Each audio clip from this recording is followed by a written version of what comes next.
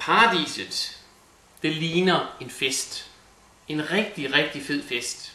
Hvor vi fester, danser, drikker, hygger os, snakker, hører musik, gør alt det, som skal til en god fest. Men der er ingen, der bliver beruset. Der er ikke nogen, der tager stoffer. Der er ikke nogen, der tager kniven frem og siger, nu skal du bare se her, nu vil jeg slås med dig. Der er ikke nogen, der bliver uvenner. De fester til den lyse morgen. Sådan tror jeg, det er i paradiset. Vores Bibel er simpelthen fyldt med billeder, hvor jøderne og de kristne fester. I Det Gamle Testamente hører vi om, hvordan jøderne fester. Det er de fantastisk gode til. De gik rigtig meget op i, at der skulle festes. De fandt mange anledninger til at feste. Det kan fx være, når de blev populære i landet, og andre gerne vil være jøder ligesom dem. Det kan også være, når de har indtaget et nyt stykke land et eller andet sted, og så simpelthen skulle fejre, at nu har de vundet et eller andet. Det kan også være i forbindelse med årstiderne.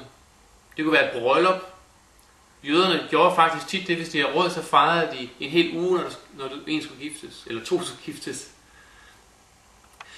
Så de var rigtig gode til at feste. I Det Nye Testamente hører vi om, hvordan Jesus fester. En af de første gange, vi hører om ham, det er faktisk, fordi han er til bryllup. Han er til bryllup i Kanaan, hvor de har fejret det her brudepar et par dage, og så slipper vinen pludselig op. Og men sandt om ikke, det fortælles, at Jesus han lavede ca. 600 liter vin ud af noget ganske almindeligt postevand. Og så kunne der festes et par dage mere. Så Jesus var meget til fest. Men vi hører aldrig, at han skulle slås med kniv, eller det, der er ved at komme frem nu med pistoler herhjemme. Han var en fredelig festdeltager.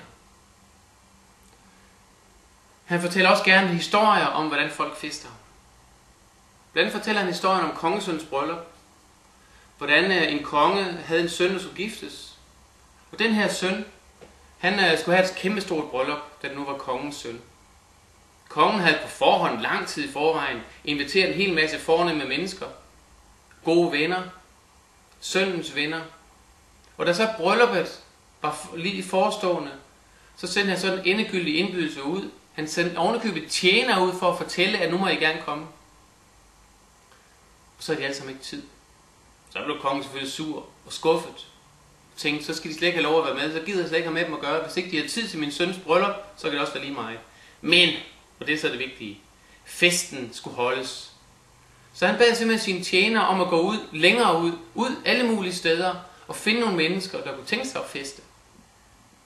Også en hel masse, som kongen ikke kendte, og som sønnen ikke kendte. Fordi skulle det være bryllup, så skulle det virkelig være bryllup, og så skulle der festes med rigtig mange mennesker, og en masse lækker vin. Og det blev der. Festsalen blev overfyldt, og der blev festet i mange dage.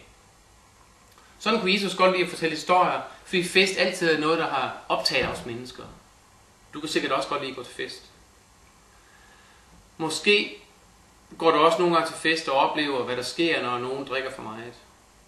Det synes jeg er lidt et problem. Jeg synes, det er ærgerligt, fordi jeg tror ikke på, at øl nummer 15 smager nær så godt som øl nummer 3. Jeg tror ikke på, at vi behøver at skal drikke så meget, at vi skal drikke sig mod til at gå til en fest. Det er et spørgsmål om turde være sig selv. Turde være til festen, så den jeg er. Danse med de skridt, jeg nogle gange kan danse med. Hygge mig med de mennesker, jeg synes, det er dejligt at være sammen med, uden at skal være alt for beruset. Uden at skal have kniv med til fest. Jeg synes, det er meget ærgerligt, at vi kommer dertil i Danmark, at rigtig mange unge mennesker skal have en kniv i baglommen, for at de tør gå i byen. Eller ovenikøbet have en pistol med, så de kan skyde hinanden. Det kan simpelthen ikke passe. Så paradiset, der hvor Gud han gerne vil, Guds kærlighed får lov til at råde, det ligner en kæmpe stor fest. En rigtig fed fest. De danser til den lyse morgen, måske endda i dagvis. De danser og fester og hygger sig, og spiser en masse lækker mad, og får en masse lækker vin og øl og hvad ved jeg. Men i Guds rige bliver man ikke beruset. I Guds rige går man ikke med kniv, for der er kærligheden, der råder. Og kærligheden har ikke meget med knive og pistoler at gøre.